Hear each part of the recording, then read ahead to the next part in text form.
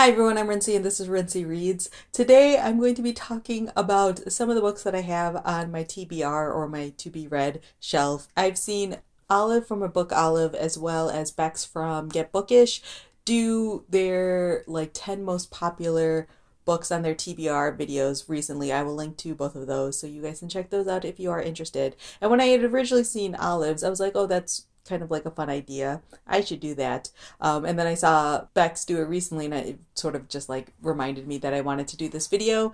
And then I started compiling the data. Now I don't have my unread books on Goodreads. I just have it in a spreadsheet. So I basically had to go and search for all of the books on Goodreads and then pull all of the information. The way that they both defined popular was just by number of ratings, not necessarily the average rating or anything along those lines, but just the total number of ratings it had.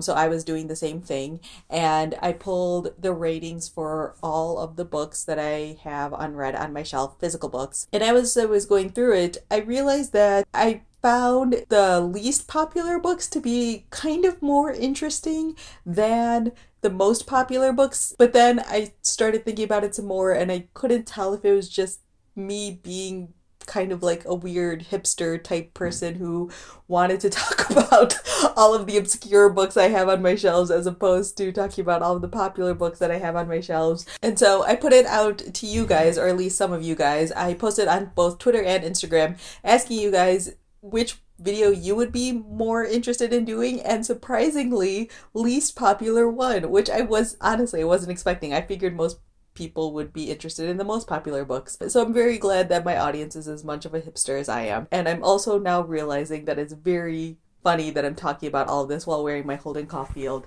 Thinks You're a Phony t-shirt. It all just feels so appropriate. I did not plan that at all. So yeah, I am here to talk about the 10 least popular books that I have on my TBR. And the reason why I just found this to be a slightly more interesting list for me personally is just because these are obviously books that not a lot of people know about, not a lot of people talk about very often. So I thought it just might be fun to highlight them a little bit. Some of these I have shown in hauls previously, but I haven't read them yet. And it might pique someone's interest here. So yes, no judgment from me whatsoever on the quality of these books. If they sound interesting to you, maybe check them out if you're looking for something slightly off the beaten path. So I'm going to go through this list from the 10th least popular to the most least popular.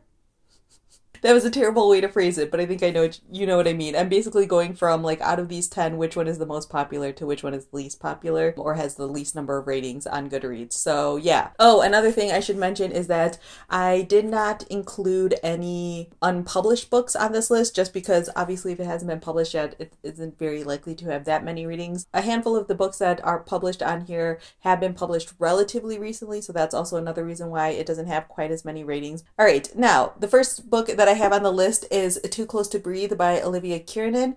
This is a mystery novel. This currently has 404 reviews or ratings on Goodreads, and it has an average rating of 3.8. This just came out in April, which is one of the reasons why, again, it doesn't have that many ratings yet, but even still, I feel like this is a mystery novel that I literally haven't seen anyone else talk about. So this story takes place in Dublin, and you are following this detective named Frankie Sheenan. Frankie gets assigned to this case where there is this woman named Eleanor who is found hanging from a rope, and Frankie would like to just declare this a suicide and make this an open and shut case, but things aren't adding up. Also, Eleanor's husband Peter is missing, and just as Frankie is investigating the case, it just seems like nothing's really making sense, and it turns out that there might be something more going on, and then I believe another person ends up dead as well in a similar manner. Clearly there's more going on in this case than meets the eye. So yeah, this one was actually sent to me by Dutton Books. Just the Dublin aspect of it made me intrigued because, Tana French. I know it's not going to be like Tana French, but just sort of taking place in that same city, it appealed to me. All right, next up I have The Midnight Dance by Nikki Katz. This has 391 ratings on Goodreads as well as a 3.2 average rating. This is a young adult book that was published by Swoon Reads, and Swoon Reads actually sent me this art copy, and this was published earlier this year. Let's see if I can figure out when. Oh, last year. Last fall. Still haven't read it yet. The main reason why I decided to accept this art copy is because it's about dance. I really enjoy books, especially young adult books, that have dance as like a center feature of it. So in this story, you are following this girl named Penny, who is basically like the lead dancer at this elite boarding school that trains sort of like the top ballerinas in Italy. And they all are under the command, I suppose you could say, of this character that on the blurb is called the Master. Then all of a sudden Penny starts to get these like flashes of old memories that make her sort of question how and why she's at this place and question everything about sort of like this situation that she's in. And so Penny decides that she wants to leave the school behind, but the Master won't let her and basically like stops her every chance she gets. And so it's basically the story about what exactly is going on here, and will Penny be able to escape? Who knows? If I read it, I would know. Or you can read it and you can find out for yourself. The next one that I have is Can You Hear Me by Elena Varvello, and this is actually a book that has been translated from Italian into English, and it was translated by Alex Valente. This was sent to me by Quercus Books, and this is another mystery novel. This one was just published in English in June, but I also looked up the Italian version of this, and the Italian version of this only has 240 ratings and has like a 3.4 average rating on Goodreads. So this is sort of like part mystery, part coming of age story. It takes place in 1978 in this small town in Italy. You are following this girl named Elia, who is about 16 years old and lives this very sort of like ideal life with her family in this small town. And then someone new moves to town named Ponte and becomes friends with Elia, and the blurb says Elia is propelled into adulthood, which probably means that she had sex.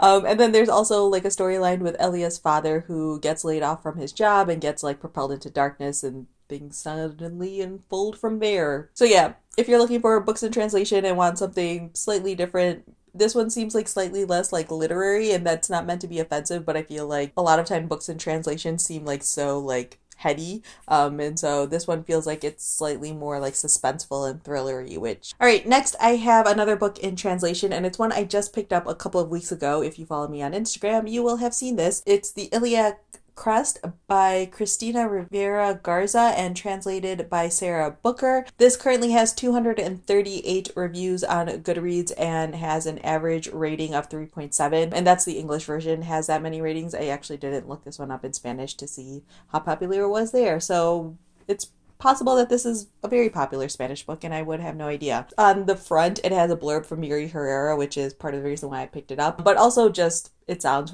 really intriguing. So in this story, you are following this unnamed narrator who on this dark and stormy night is visited by two women. One is a former lover and one is a complete stranger, and they claim to know his greatest secret. In increasingly desperate attempts to defend himself, he spirals deeper into a haunted past of disappearance and memory. So yeah, this one sounds like it's going to be like one of those really weird, surreal sort of books. I read the first couple of pages while at the bookstore, and it definitely caught my attention. It has the potential of being not quite like Fever Dream like Samantha Schweblin, or at least not as weird as that one, but something similar along those lines where it kind of feels like you're in a potentially surreal dream-like state while reading this book. All right, next I have The Delusion by Laura Gallier. This has 206 reviews on Goodreads and an average rating of a 4.1. So this book is actually published by Tyndale Press, and I know someone who works at Tyndale, someone at Book Riot works there, and asked me if I wanted to read it. Now, if you aren't aware, Tyndale is a Christian publisher, and so this is apparently like one of the first young adult fiction books that they have published in a very long time, and they thought I would enjoy it because I read a lot of like mystery, thriller, suspense books. So in this story, you are following this character named Owen, who is in his senior year of high school, and by March of his senior year, 11 students at his high school have committed suicide. And so there's all this sort of like media frenzy happening around this high school for obvious reasons, and Owen is trying to like remain level-headed, but then he has his own sort of like near-death experience and suddenly sees that everyone around him is in shackles. So Owen's trying to find a cure for basically these like hallucinations that he's dealing with. But as he's doing that, it seems like his visions are getting more and more like severe. And so the deeper he gets into it, the more he realizes that it's not that he's the one having these crazy hallucinations, it's that everyone else is sort of blind to them. So this book, so I don't read a lot of Christian fiction, and actually I read no Christian fiction at all. I don't think I've ever, I probably have read some in my lifetime growing up as a Christian, and even just like reading that synopsis, I can already like sort of tell the metaphor that they are telling here. But I trust the person that I work with at Book Riot, and she probably wouldn't recommend a book to me that was like super terrible. So yeah, I do want to read this one eventually, and I actually think that this one might be kind of interesting to read around like Halloween time, or like when it's like rainy and cold and things like that. So yeah, I do want to give this a try, and I don't want to write off Christian fiction completely just because a lot of times it's not the best. All right, next I have another book that was just recently published, which explains part of the reason why it's not quite as popular, and that is Number One Chinese Restaurant by Lillian Lee. This has 177 reviews so far on Goodreads and has an average rating of a 3.7. This is one I was pretty surprised to see on this list just because I felt like it was getting a decent amount of pre-publication buzz, so I expected it to have like a higher amount of reviews from like people picking up arcs and things like that. But that just goes to show how insular sometimes the book world can feel if you're just following certain people who read certain types of books. It feels like everyone's talking about the same book all the time, and that's not always the case. It follows a multi-generational family who owns a Chinese restaurant in Maine, and you are following, you know, the kitchen staff and the wait staff and things like that, and you get to see sort of like how their lives interact with each other and what it's like for them being Chinese immigrants living in Maine, running a Chinese restaurant. Yeah, I have this one pretty high on my want to read list. I also think this cover is just absolutely fantastic. So yeah, Number One Chinese Restaurant. All right, next with 174 ratings, so not that far behind Number One Chinese Restaurant, is Liar's Candle by August Thomas. This is a debut mystery thriller book that came out earlier this year. I was sent this book by Scribner. So the blurb of this book compares it to sort of like a John le Carré novel. You are following this girl named Penny who wakes up after an explosion happens at the US Embassy in Turkey. Everyone is basically all over her because this photograph has emerged of Penny sort of emerging from the rubble, and her boss thinks she was a key witness of the explosion itself, but Penny can't really remember anything that happened. And as she's getting sort of like asked all these questions, she starts to really question what's going on here. It turns out that this boy named Zach, who she started to get a crush on, has disappeared, and people are starting to think that he was actually a traitor. And so people are starting to question, you know, even Penny's situation to see if she was completely honest, and Penny's not really sure who she can or cannot trust anymore. So yeah, it sounds like one of those sort of like political thriller type books. Haven't read it yet since it's a debut. It's not getting a whole lot of attention, so if you like political thrillers, maybe check out Liar's Candle. Next up, I have Suicide Club by Rachel Hang, and the subtitle to this is A Novel About Living. This has 164 ratings on Goodreads and has an average rating of a 3.4. This is another one that just came out, which is, again, a reason why it doesn't have that many ratings. And also, let's just take a second to talk about how great this cover is. Really, really well done. I was also sent this one by Henry Holt. So this book sounds super interesting to me. You are following this character named Leah, who is a successful broker on the New York Stock Exchange, except instead of trading stocks and bonds, she trades human organs. Leia is an overachiever, so she's extremely good at her job. She's beautiful. She has this great apartment in the city. She has a fiance who rivals her in genetic beauty, and everything just seems to be going her way. She also is on this like very strict diet and is working to basically try to live forever. But her perfect world is turned upside down when one day she sees her estranged father on the sidewalk, and this is basically the beginning of Leah's downfall. She ends up becoming obsessed with this mysterious society that's called the Suicide Club. The Suicide Club is this group that decides to sort of reject this world's obsession with immortality. They want to fully live as well as die on their own terms. However, in this world that this author has created, death is not only considered like a taboo, it's also highly illegal to sort of choose to die in that way. And so Leia is forced to choose between this sort of perfect, sanitized, immortal life or living a shorter but possibly more fulfilled life with someone who is an estranged family member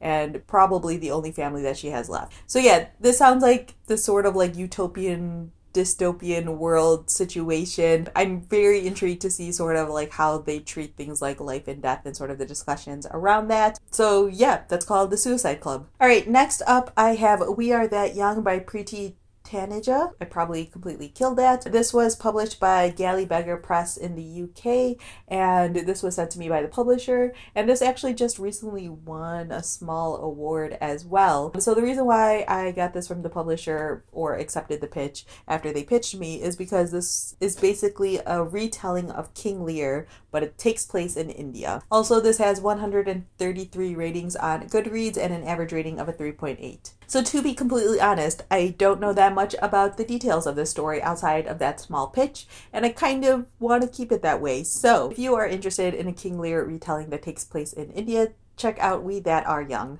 I always want to say We Are That Young, but that's not what it's called. All right, and the final book that I have on this list, the least popular book on my TBR, it has a total of 23 ratings on Goodreads. That is We Are the End by Gonzalo C. Garcia. This is also published by Galley Beggar Press, and I very clearly have like an early release copy. They literally stuck like a postcard size thing of what the cover looks like.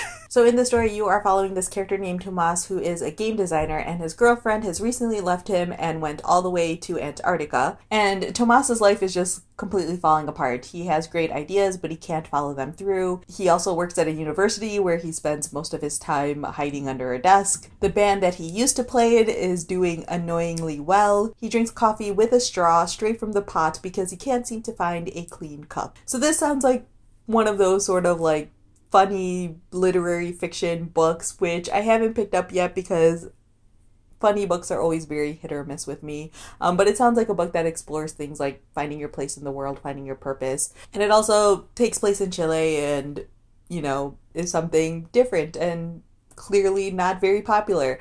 This one, again, does not have a lot of reviews on Goodreads and has a relatively low rating just because it seems like people either the handful of people who have read this book either absolutely love it or absolutely hate it. So that's kind of one of the reasons why I want to keep this on my TBR and at least give it a try. I don't know if I'm actually going to end up finishing it, but I do want to give it a try because, you know, small press books and divisive books always intrigue me. Alright, so those are the 10 least popular books on my TBR. Leave a comment letting me know. 1. Have you heard of any of these books before? 2. Do you plan on picking up any of these books either prior to me talking about them or after I've talked about them? And then 3. Let me know if you want me to do a most popular books video. I think I'm going to do most popular books next month because I'm going on vacation and that'll be a good video for me to pre-record before like going on vacation and making sure I have just scheduled and in place.